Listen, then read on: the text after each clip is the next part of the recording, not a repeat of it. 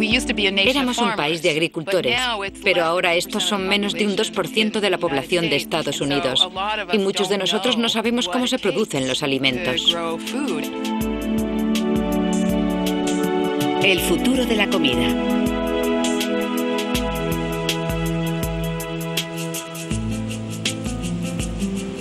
Hace unos 12.000 años, los hombres empezaron a plantar y a guardar semillas. La agricultura floreció y nacieron las civilizaciones. En China se cultivaban miles de variedades de arroz. Unos 5.000 tipos de patatas se sembraban en todo el mundo. Solo en Estados Unidos se cultivaban más de 7.000 variedades de manzanas en el siglo XIX. En el siglo XX, la agricultura experimentó un cambio radical. La fabricación de bombas de nitrógeno durante la Primera Guerra Mundial llevó al desarrollo de fertilizantes químicos nitrogenados.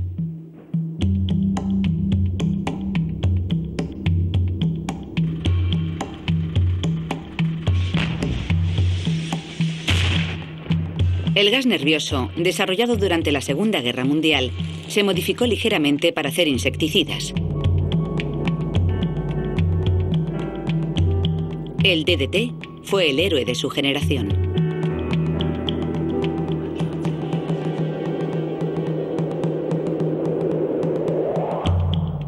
Las nuevas tecnologías prometían mayor rendimiento, más producción de comida, precios más baratos y mayor disponibilidad. A mediados del siglo XX, estas tecnologías, junto con nuevos avances en el cultivo de vegetales, condujeron a la Revolución Verde. Creo que la gente que inicialmente pensó en la Revolución Verde tenía buen corazón. Mucha gente muere de hambre en el mundo, y hace mucho que ocurre en la civilización humana.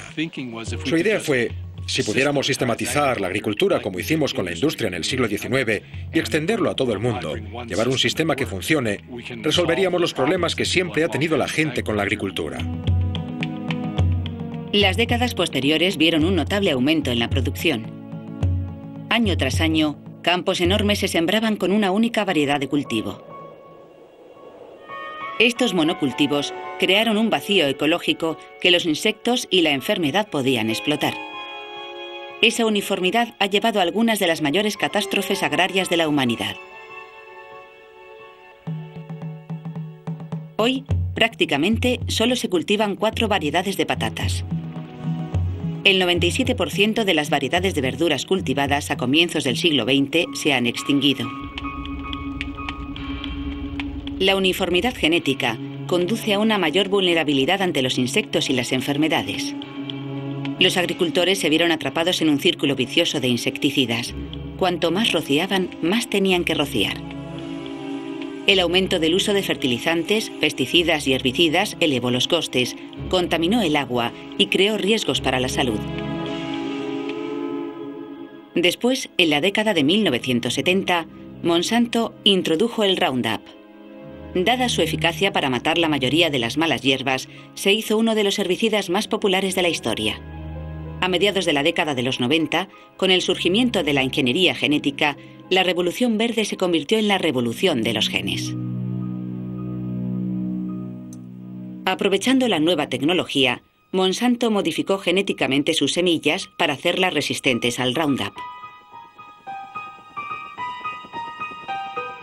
Normalmente, el Roundup mata todo lo verde. Pero si la planta es resistente a este producto, no muere al ser rociada. Ahora, la empresa que te vende el herbicida te vende también la semilla. Hace una generación, los agricultores sembraban un cultivo y usaban herbicida cuando era necesario. Pero a menudo no les hacía falta usar un herbicida. Y hoy en día, cualquier cultivo que se siembra está diseñado para ser rociado. En el maíz BT de Monsanto, el propio maíz actúa como insecticida. Esto es porque cada célula ha sido manipulada para producir BT, una toxina bacteriana. Si un gusano del maíz se come cualquier parte de la planta, morirá. Y ahora que tenemos la ingeniería genética, No solo estamos añadiendo químicos a esta comida. En realidad estamos industrializando la comida a un nivel genético y celular.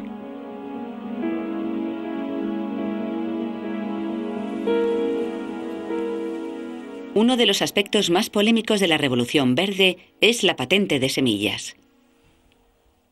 Hay una muy buena razón que explica por qué durante prácticamente 200 años la Oficina de Patentes y el Congreso no permitieron que se patentara la vida. El artículo 1 de la Constitución garantiza el derecho de patentes. Los cultivos alimenticios fueron excluidos de la patentabilidad por motivos éticos. A partir de la década de 1930, se concedió a los cultivadores el derecho a patentar su trabajo. Pero la protección de patentes no se ampliaba a las generaciones posteriores de semillas. Cuando patentas una raqueta de tenis con, digamos, un nuevo punto de impacto, puedes describirla con gran precisión en la oficina de patentes, pero ¿cómo se puede describir toda una planta? Y mucho menos tras varias generaciones cuando ha cambiado y mutado. Pero en 1978, el doctor Ananda Chakrabarty llevó el primer organismo vivo a la oficina de patentes. Chakrabarty era un ingeniero de General Electric que creó un microbio que comía petróleo e intentó patentarlo. La oficina de patentes estadounidense le dijo, ni hablar, no permitimos patentar partes de la naturaleza. Si tiene una raqueta de tenis o una tostadora, puede patentarlas, pero no puede patentar una parte de la naturaleza. Pero General Electric y Chakrabarty eran muy insistentes. Llegaron hasta el Tribunal Supremo donde por votación unánime les dijeron, pueden patentar este microbio transgénico. Curiosamente, aquel microbio, que come petróleo, nunca llegó a usarse porque aunque se comía el petróleo de los vertidos, por lo visto, también se comía otras muchas cosas de postre. Se había abierto la compuerta para la ingeniería genética. Durante la administración Reagan dijeron, patentemos los animales. Y luego los genes humanos y las partes del cuerpo humano. Creo que lo que a las compañías les gustaría decir es, estamos patentando el gen, y vaya donde vaya ese gen, el lugar donde acabe es nuestro. Si acaba en una planta, la planta es nuestra. Si acaba en un animal, el animal es nuestro. Podrían incluso decir por todo el mundo, si acaba en un ser humano, ese ser humano nos pertenece. Habría ciertos problemas constitucionales con eso en Estados Unidos, pero claramente querrían su patente para seguir el gen. Ni los estadounidenses ni el Congreso de Estados Unidos han votado nunca la cuestión de patentar la vida. En realidad significa dar a las corporaciones el poder de poseer, de dominar una especie de la Tierra. Mientras las corporaciones patentaban todo lo que pillaban, también estaban ocupadas en otro ámbito. A partir de 1995 la bolsa experimentó un auge y Monsanto compró empresas de semillas, DuPont compró Pioneer. Básicamente, la industria de pesticidas de los Estados Unidos compró a la industria de las semillas a todos los efectos. Monsanto se gasta más de 6.000 millones de euros en comprar empresas de semillas. En los años 90, las corporaciones empiezan a patentar no solo semillas transgénicas, sino semillas que no han sido modificadas genéticamente.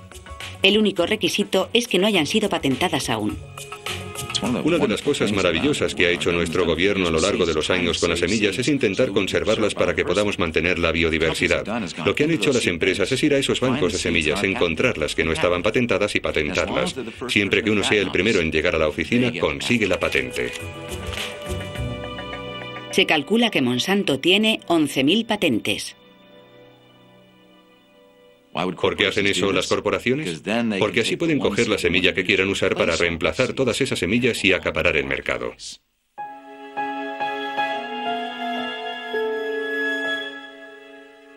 En Canadá, el dilema de las patentes aterrizó directamente en las tierras de Percy Schmeiser.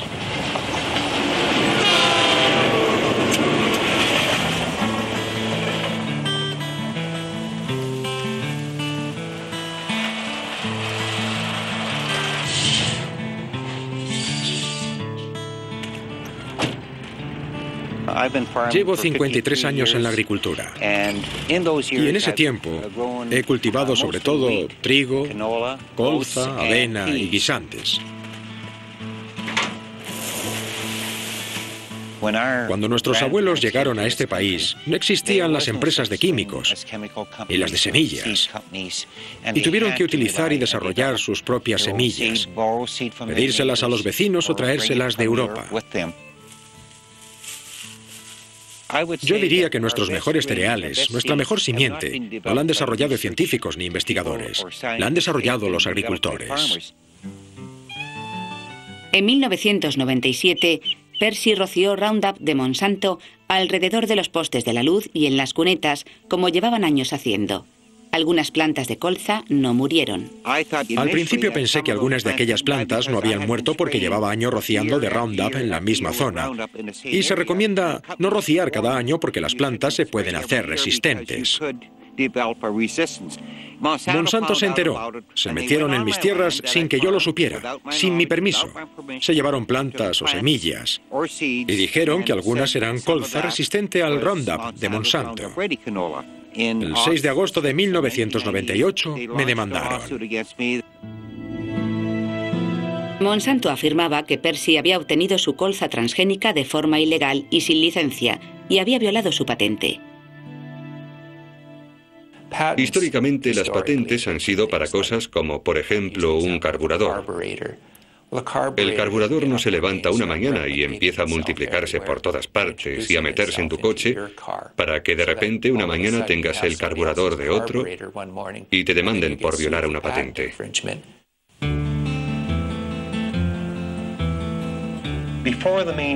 Antes del juicio, Monsanto retiró todas las alegaciones de que había conseguido sus semillas de forma ilegal.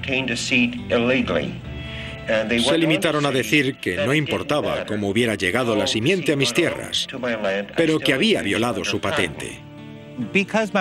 Como mis tierras están en la parte este de la carretera principal, los vientos que soplan son sobre todo del oeste.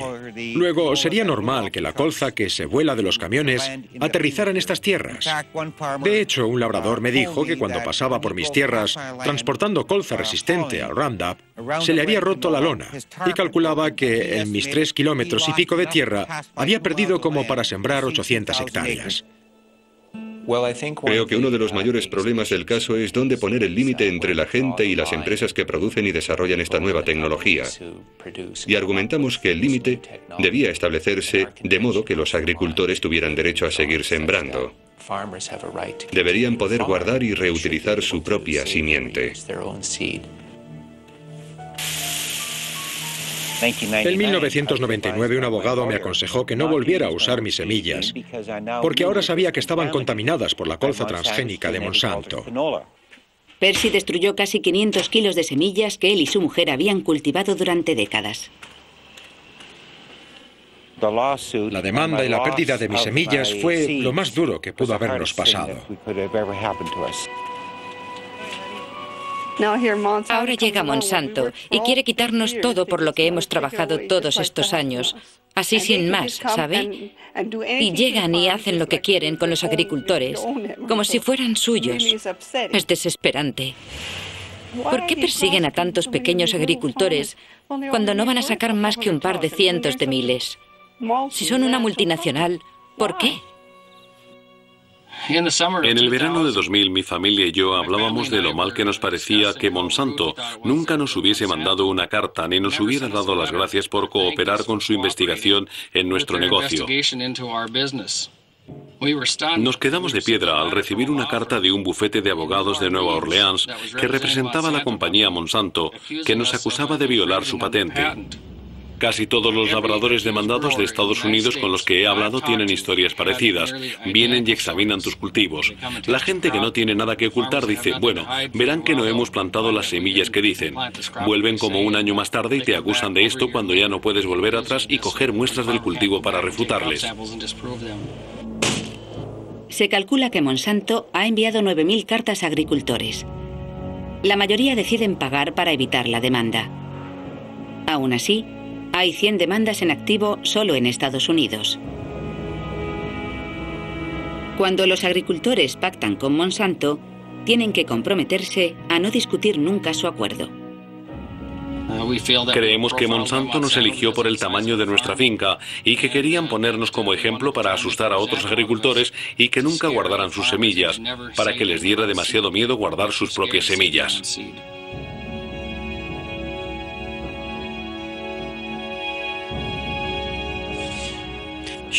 El caso Schmeisser abre la puerta a Monsanto para demandar otras violaciones de patentes. Mucha gente me ha preguntado por qué no cedí. Podría haberme conformado con una amonestación o quizá una multa de varios miles de euros. Pero lo que hice fue hablar con mi mujer y decir, mira, si firmo esto, que cultivé colza transgénica sin permiso, sabiendo que no lo hicimos, no podría vivir en paz.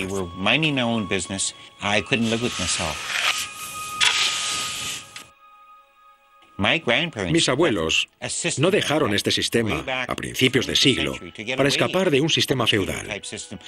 ¿Vamos a volver a eso? Dijimos, no. Lucharemos y defenderemos aquello en lo que creemos. ¿Y qué dictaminó el juez tras 2 semanas y media de juicio? Dijo que no importaba cómo hubiera llegado la colza transgénica a mis tierras, si sembraba o esparcida por el viento, por los pájaros, las abejas, los animales, o caída del camión de un labrador o como fuera. No importaba. El hecho de tener varias plantas violaba la patente de Monsanto. Segundo, dictaminó que todo agricultor que tenga una planta convencional, sea la que sea, ya sea un árbol o una semilla, si se contagia del gen de Monsanto contra tu voluntad y destruye tu propiedad, mi planta se convierte en propiedad de Monsanto. Ahora, párate a pensar lo que significa eso para agricultores, jardineros o todo lo relacionado con formas de vida. Tercero, en cuanto al hecho de que nunca hubiera usado la patente de Monsanto, lo que significa que nunca usé el herbicida Roundup y ningún glifosato, dictaminó que era intrascendente. Dijo que el hecho era que allí había unas plantas. Eso muestra el poder de la ley de patentes sobre los derechos de los agricultores. Si echas un vistazo a un campo de colza mitad transgénica y mitad colza normal, no notarás la diferencia entre las dos. Crecen igual, reaccionan igual. La única forma de averiguarlo es rociar el campo con Roundup. Lo que muere es tu colza y lo que sobrevive le pertenece a Monsanto como resultado de este caso.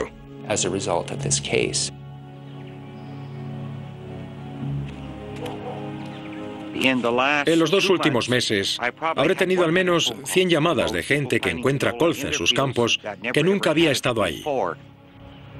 Y se puede decir con seguridad que sería muy difícil encontrar un solo campo al oeste de Canadá que no esté contaminado hasta cierto punto de la colza transgénica de Monsanto.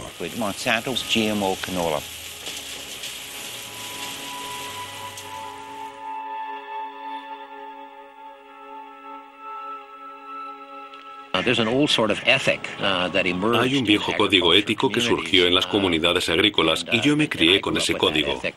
La ética básica era que si yo decidía introducir una iniciativa agrícola en mi zona que perjudicase potencialmente a mis vecinos, por ejemplo, si decido criar ganado y ese ganado perjudica potencialmente los cultivos de mis vecinos, es responsabilidad mía encerrar a ese ganado. No es responsabilidad de mi vecino encerrarlo para evitar que dañe sus cultivos.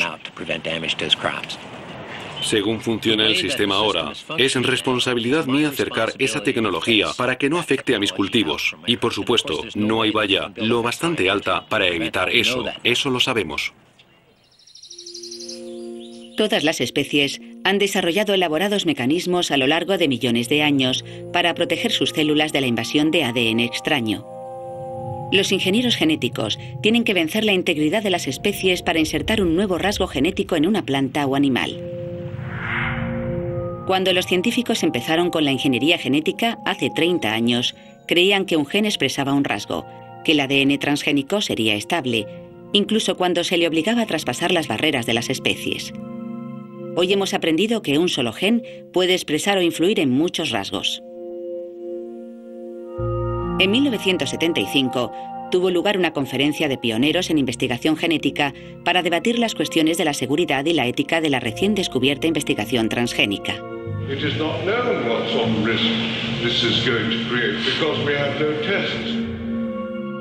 Los delegados de la conferencia votaron para que todas las combinaciones de ADN y los organismos manipulados genéticamente quedaran guardados de forma segura en los laboratorios.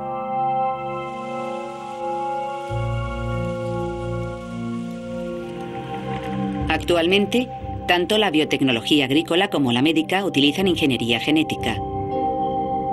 La biotecnología médica ha creado muchos productos que salvan vidas. Las plantas modificadas genéticamente, a diferencia de las medicinas, se reproducen y una vez liberadas en el entorno, no se pueden controlar. Usar la biotecnología para producir alimentos no es nuevo. Durante casi 6.000 años, la gente ha usado la levadura, un organismo vivo, para hacer crecer el pan. Y llevamos usando la biotecnología durante casi el mismo tiempo para fermentar cerveza y vino. Realmente aquí no hay nada nuevo, pero es un completo error. La ingeniería genética es una revolución radical en la producción de alimentos. Es una tecnología de invasión celular. La gente oye, van a coger un gen de un lenguado y se lo van a meter a un tomate para que el tomate resista las bajas temperaturas. Pero la gente no pregunta cómo llega el gen de ese lenguado hasta el tomate. ¿Cómo llega hasta ahí? Lo que ocurre realmente es que la única forma de poder hacerlo es invadir la célula del tomate y depositar el gen del lenguado. ¿Y qué invade muy bien las células? Las bacterias y los virus. Tras 12 años de investigación, Monsanto encontró una bacteria del suelo que es inmune por naturaleza al herbicida Roundup. Su objetivo era introducir genéticamente ADN de esas bacterias en varias plantas. Pero si esa secuencia de ADN se insertaba sola en una planta de maíz, no tendría efecto. En el siguiente paso interviene la bacteria E. coli. Se abren huecos en el ADN de la bacteria E. coli, y cuando los dos tubos de ensayo se mezclan, parte del ADN de la E. coli se recombina con la bacteria resistente al Roundup.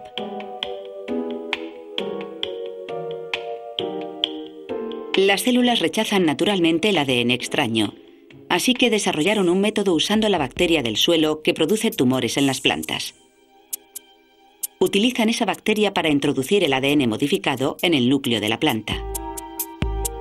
También se usan otros dos métodos para introducir el ADN modificado a través de la pared de la célula. Uno usa una corriente eléctrica para crear agujeritos en las células de la planta para que se haga vulnerable a la infiltración de ADN extraño. Otro es la pistola de genes, que dispara partículas de oro cubiertas de ADN modificado a las células de la planta.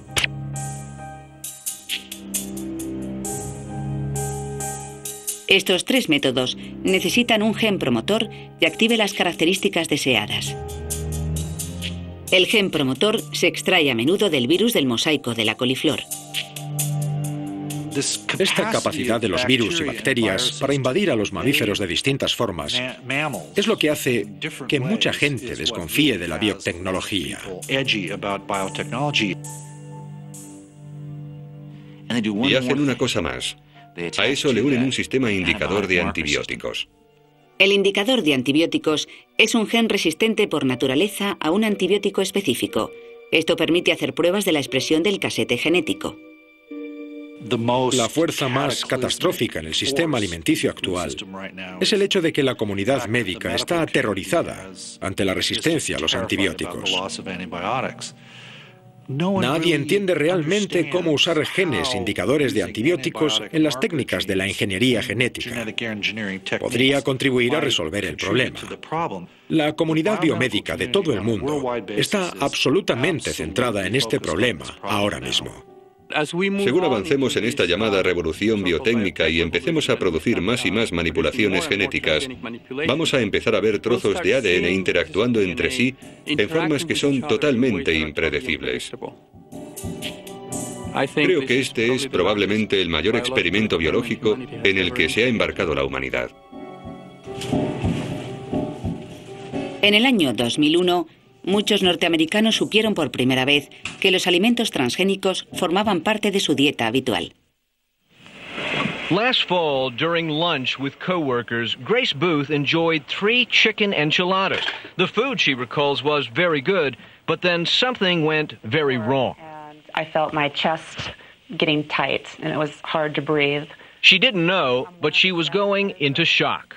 In the emergency room in nearby Oakland, the diagnosis was severe allergic reaction, and from here, Grace Booth's story reached official Washington.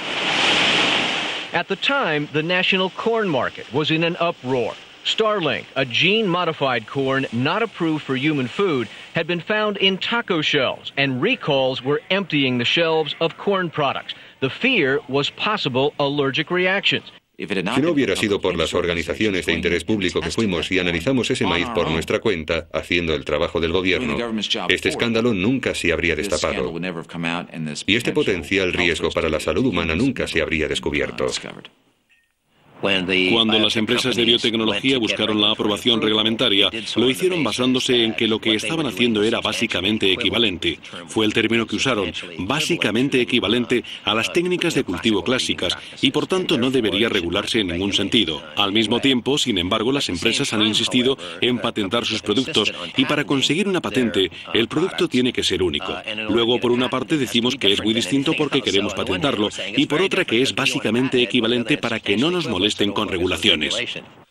Lo de básicamente equivalente es obviamente una tontería. A nivel celular, estos alimentos tienen bacterias, virus, nuevas estructuras genéticas que nunca han tenido otros alimentos en toda la historia. Está claro que no son equivalentes.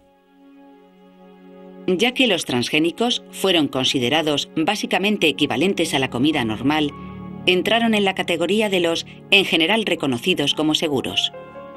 Para mí, una de las cosas más incomprensibles de la política estadounidense es que ni siquiera nos piden etiquetar los alimentos modificados genéticamente. En 2002, una madre preocupada de Oregón invirtió 1.500 euros en una iniciativa para etiquetar los alimentos transgénicos. How can we trust the same multinational corporations that told us that PCBs, DDT, and dioxin are safe? They don't even want us to know what it is that we're eating. The FDA ignored their own scientists' warnings about the dangers of genetically engineered foods. This is our children's future we're talking about. Let's join 25 other countries that require labeling. It doesn't cost their farmers or consumers anymore. Vote yes on 27. Let's label genetically engineered foods. La medida fue derrotada por la campaña de la industria de 3,5 millones de euros, en la que sale una agricultora que se parece a la madre. The last thing we need is more government red tape, more bureaucracy, and higher costs. But that's exactly what Oregon farmers, consumers, and taxpayers would get if Measure 27 passes. Una encuesta tras otra ha revelado que entre el 80 y el 90% de los norteamericanos quieren que se etiqueten los alimentos transgénicos. Pero la propuesta de ley del derecho a la información sobre alimentos transgénicos que el diputado Kucinich, el senador Boxer y otros presentan año tras año todavía espera ser votada en el Congreso. Yo creo que hay una muy buena razón para que las corporaciones hayan luchado tanto contra el etiquetado. No se trata solo de una elección del consumidor. Sin etiquetado no se puede seguir el rastro de los efectos en la salud de los productos transgénicos. Si eres una madre que da a su hijo papillas y en la etiqueta no pone que es soja modificada genéticamente, por ejemplo, y tu hijo sufre una reacción tóxica o alérgica, es imposible saber que la ha causado la ingeniería genética porque no viene en la etiqueta. Si por el contrario estuviera en la etiqueta, podrías decir, ¿saben qué? Puede que eso haya contribuido a la reacción de mi hijo. Vas al médico, el médico lo apunta y ya se puede hacer el seguimiento. Y se puede ir creando una base de datos sobre los efectos en la salud. Y por supuesto, cuando esa base de datos se cree, podremos exigir responsabilidades a las corporaciones. Los japoneses están muy preocupados por los efectos de los alimentos transgénicos. Un representante de comercio afirmó: vigilaremos a los niños norteamericanos durante los próximos 10 años.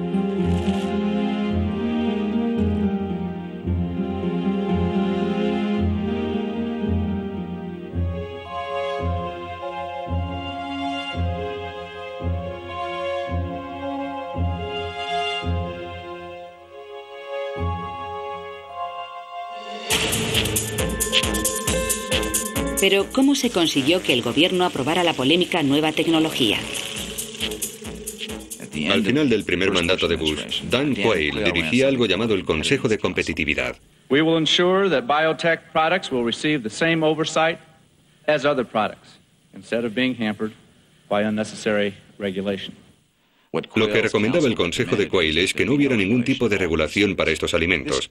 Eso indignó a los científicos de la FDA. Hay gran cantidad de documentación según la cual los científicos de la FDA dijeron: hay que someter a prueba la comida. Esta comida puede ser tóxica, puede crear nuevos alergenos. El proceso de modificación genética, esa invasión celular que es la ingeniería genética, puede mermar la nutrición. Puede crear problemas inmunológicos en animales de laboratorio. Hay que someter a prueba todas esas cosas, por no hablar de los efectos medioambientales. Pero Dan Quayle y su consejo Consejo dijeron, ni hablar, queremos ser los primeros del mundo en comercializar esta comida. La FDA seguía negándose. ¿Y qué hicieron? Trajeron a un comisario delegado de políticas alimentarias, un hombre llamado Michael Taylor. Michael Taylor trabajaba en la consultora King & Spalding como asesor jurídico de Monsanto. Había redactado la normativa de la industria, que era prácticamente inexistente, y por supuesto permitió que esa política de no normativa se hiciera política oficial de Estados Unidos en 1992. Los empleados de Monsanto y los de la agencia reguladora del gobierno son los mismos. Por poner un ejemplo está Linda Fisher. Linda Fisher durante los últimos 7 años ha sido vicepresidenta ejecutiva de la corporación Monsanto. Ahora es subdirectora de la EPA, Agencia de Protección Ambiental de Estados Unidos. También fue subdirectora con George Bush. Antes de eso estaba en Monsanto. Y antes de eso estaba en la EPA. Ha ido y venido 3 veces. La lista es interminable en Washington.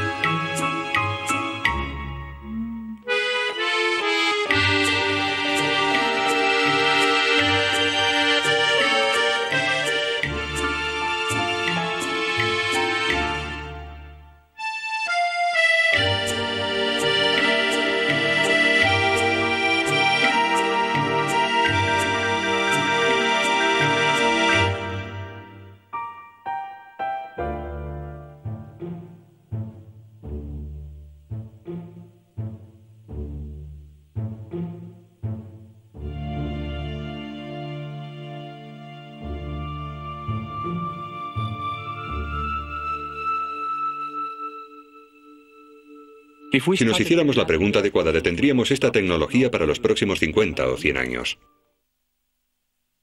Pero ha ocurrido justo lo contrario. Solo en Estados Unidos, la colza, el maíz, el algodón y la soja transgénicos, que no existían en los años 80, aumentaron en 1,5 millones de hectáreas en 1996. Y pasaron a 40 millones de hectáreas en 2003.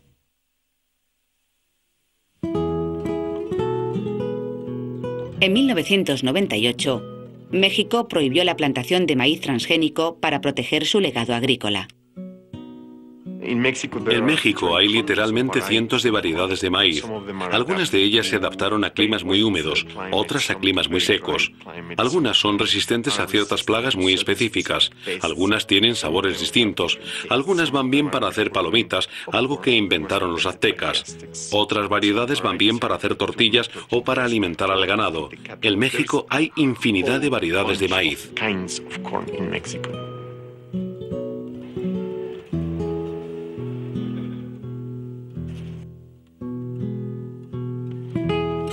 Hace unos 7.000 años, la gente que vivía en México empezó a domesticar el maíz. El maíz no solo es la base de su alimentación, también es parte de la cultura.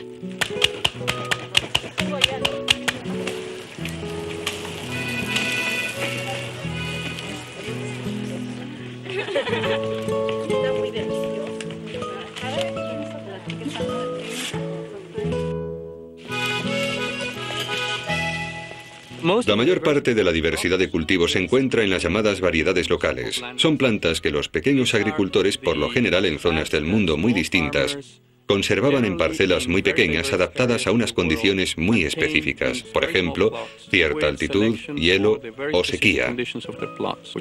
Esta es, en realidad, la base de la diversidad que continuamente estamos explotando para mantener nuestra producción comercial de cultivos para alimentar al mundo.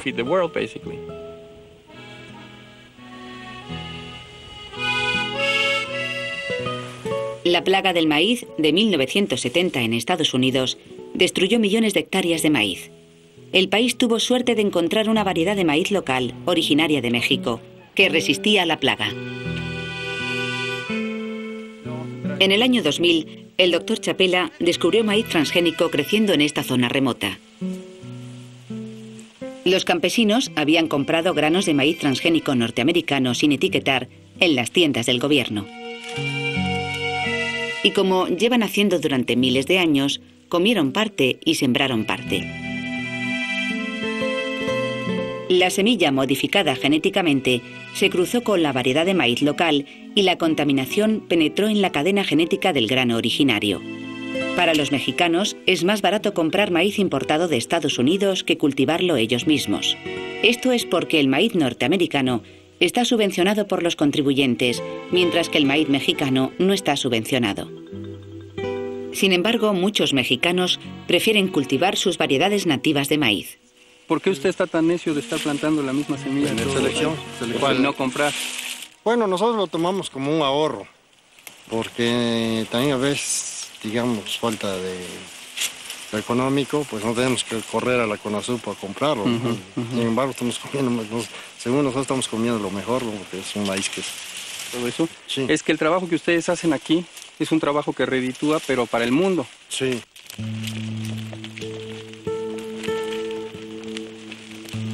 Los campesinos dijeron, si tenemos elementos transgénicos en nuestro maíz, ¿nos va a pasar lo mismo que al compañero de Canadá? ¿Van a venir las multinacionales a exigir que les paguemos por la presencia del gen?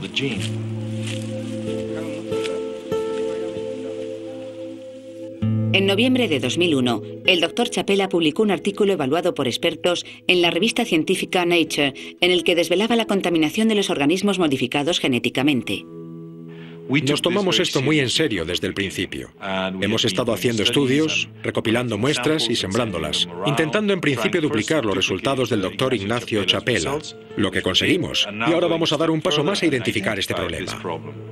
Este es un asunto un tanto polémico, porque no queríamos poner en peligro nuestra herencia genética de ninguna forma. Si esto va a tener otras consecuencias, bueno, es tema de debate. El hecho es que esas secuencias no tenían por qué estar en estos maíces y ahora lo están. Ese es el gran problema para nosotros.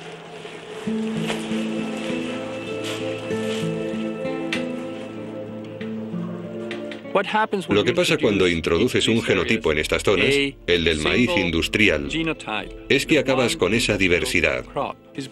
Y eso a largo plazo es una gran amenaza para la seguridad de los alimentos, no solo para las personas que viven aquí, sino también para nosotros.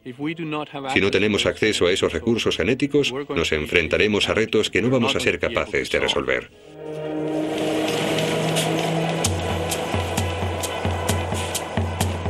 En el año 2003, Estados Unidos había vendido millones de kilos de maíz transgénico a México por menos de lo que costaba cultivarlo.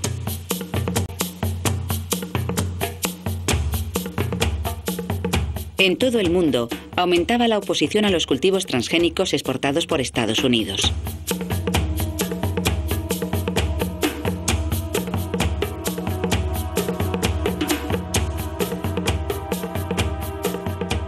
La pérdida de exportaciones de maíz a Europa ha sido estimada en unos 230 millones de euros al año. Esto solo ha agravado la crisis agrícola de Norteamérica. Junto al agricultor están las compañías petrolíferas de gas natural y de fertilizantes, las compañías de semillas, productos químicos y maquinaria y los bancos.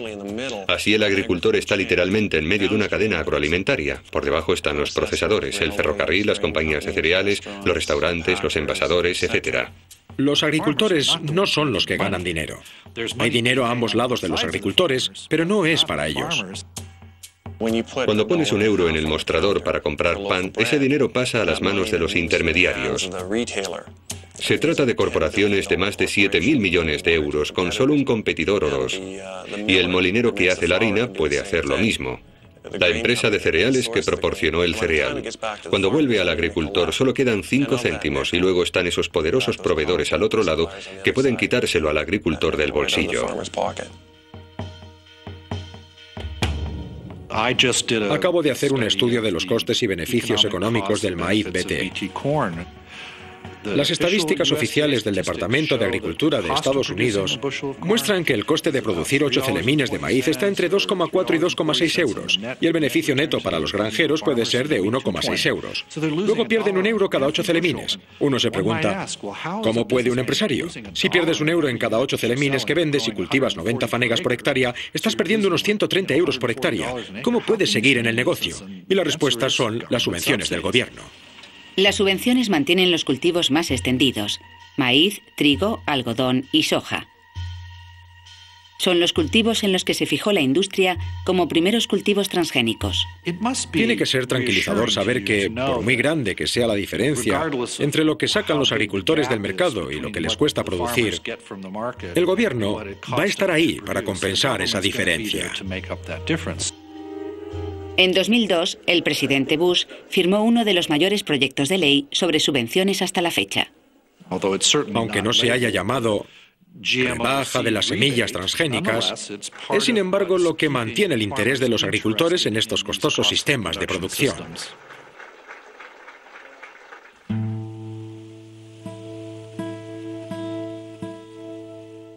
Si hablas con la gente de los círculos agrícolas sobre, ¿cuál es la habilidad más importante en la agricultura? Es el marketing. Es aprovechar al máximo los programas del gobierno. Es negociar bien con tu banquero y toda la gente a quien arriendas tierras y gestionar bien la maquinaria. No es conocer la biología de sus suelos, ni su sistema de producción, ni las técnicas tradicionales en que uno pensaría. Lo que hace falta para ser agricultor en Estados Unidos hoy en día ha cambiado mucho. Y los conocimientos de los campesinos se han alejado de la gestión de este proceso biológico que llamamos producción de alimentos.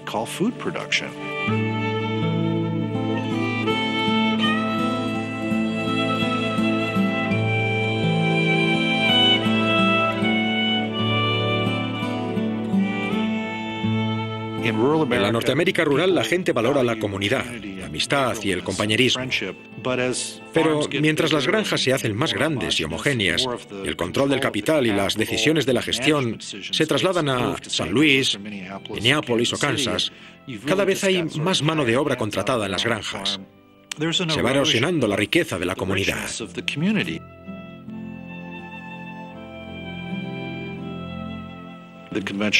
La opinión general hoy en día en Estados Unidos es que la biotecnología es progreso. En los centros de estudios agrícolas y desde luego en el Departamento de Agricultura de Estados Unidos hay poca tolerancia para la gente que hace investigaciones que ponen en peligro la opinión general.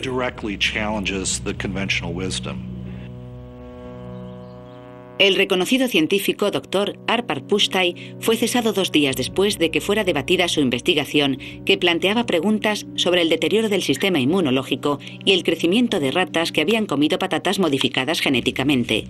El investigador de la Universidad de Cornell, John Losey, descubrió que cuando a las orugas de la mariposa monarca se les daba de comer polen de maíz BT en el laboratorio, el 40% de ellas moría inesperadamente. Su investigación fue denigrada por la industria biotecnológica. La revista Nature desmintió el artículo de Ignacio Chapela tras publicar su trabajo evaluado por expertos. Entusiastas de la biotecnología desafiaron la interpretación de sus descubrimientos. La biología era un campo de investigación muy variado, pero debido a la llegada de esas tecnologías, venimos viendo una reducción y un recorte de todas las otras ramas de la biología solo para beneficiar ese ámbito. Y yo quiero luchar contra eso. Igual que vamos perdiendo diversidad genética, vamos perdiendo diversidad intelectual, lo que nos va a hacer muchísima falta en el futuro.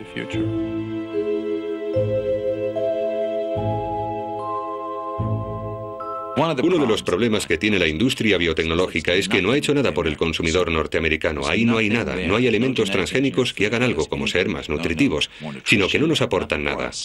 ¿Cómo van a vender esa tecnología al pueblo norteamericano? Pues se les ha ocurrido la idea de que tal vez la biotecnología debería venderse como la forma de alimentar a un mundo que se muere de hambre. Ante la expectativa de un aumento en la población mundial en 2.000 millones de personas, la biotecnología podría proporcionar la manera de producir alimentos suficientes. Un problema importante de eso, la razón de que 800 millones de personas pasen hambre a diario, lo cual es un dato trágico, no tiene nada que ver con la cantidad de comida disponible. La mayoría de esa gente que pasa hambre en todo el mundo eran agricultores. Pero debido a los enormes préstamos que el Banco Mundial y el Fondo Monetario Internacional hicieron a esos países no pudieron seguir practicando una agricultura de subsistencia.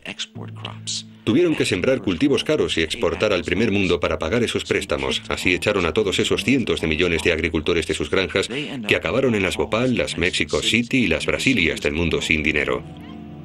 Ya no cultivan sus propios alimentos y compiten por los escasos trabajos disponibles en la nueva industrialización de esos países.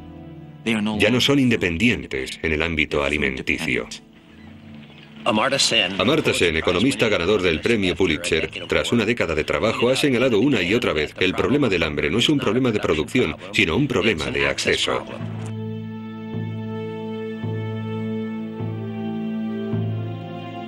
En la actualidad hay 800 millones de personas desnutridas en el mundo en una época de superproducción en que los agricultores no pueden recuperar los costes de su producción. Cuando los países ricos subvencionan sus cultivos, abaratan los mercados de los países en vías de desarrollo.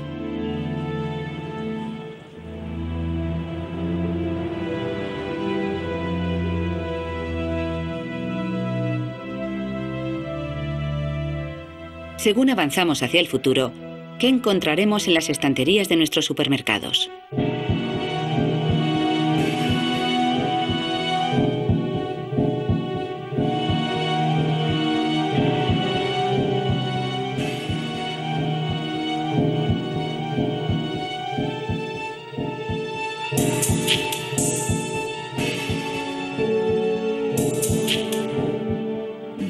A la industria de la biotecnología, por supuesto, no le interesan solo los cultivos modificados genéticamente. Estamos viendo cómo intentan extender su alcance al resto de la comunidad de seres vivos. Ahora mismo nuestro gobierno busca la aprobación del pescado transgénico, 15 tipos de pescado, así como crustáceos y cualquier otra cosa del mar que comamos. Se calcula que si se soltaran tan solo 60 salmones modificados genéticamente, toda la población de salmones podría extinguirse en 40 generaciones. Ganado transgénico y aves de corral. Y también insectos transgénicos y árboles.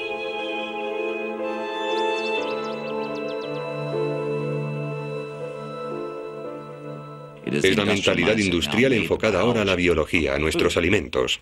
Pero algo ha ocurrido en su avance hacia el futuro.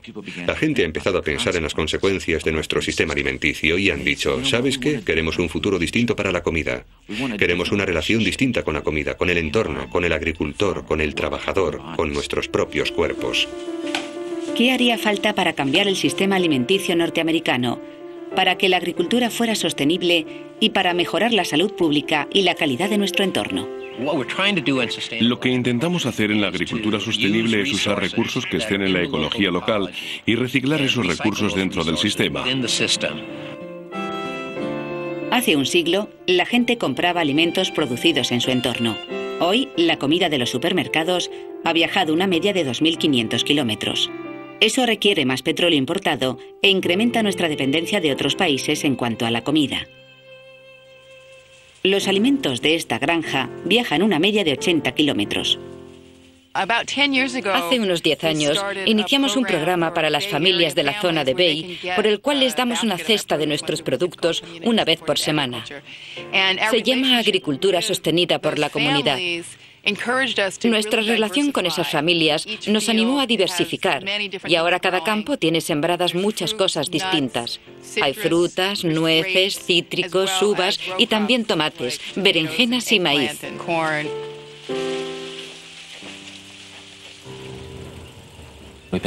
Llevamos cultivando de forma orgánica unos 25 años, porque es un sistema de cultivo en el que piensas en la relación humana con la agricultura. Piensas principalmente en producir buenos alimentos, alimentos de cuyas características y calidad nunca dudes, alimentos sanos que puedas dar a tus hijos con tranquilidad. Tenemos que respetar la lógica de la naturaleza en todo esto.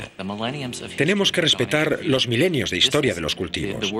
Este es el trabajo de miles de generaciones de gente que ha arrancado la cebolla silvestre, que ha desarrollado una un poco más grande, y no es algo que nadie pueda llamar suyo.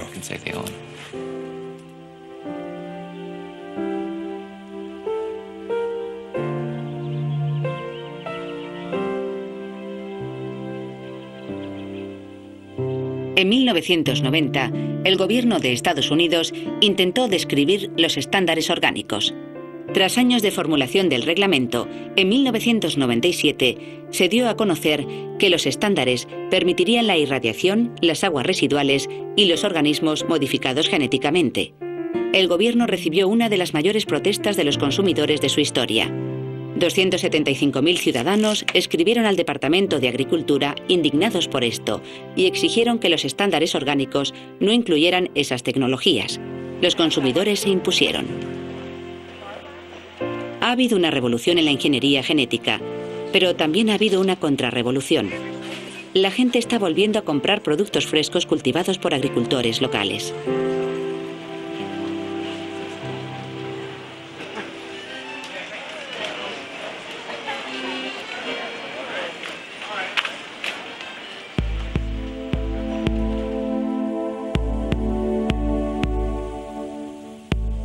La agricultura orgánica, los mercados agrícolas y la agricultura sostenida por la comunidad son solo 3 de las muchas alternativas al modelo de la comida industrializada. Dakota del Sur y Nebraska, junto con otros 8 estados, han aprobado enmiendas constitucionales o leyes estatales que prohíben la agricultura no familiar.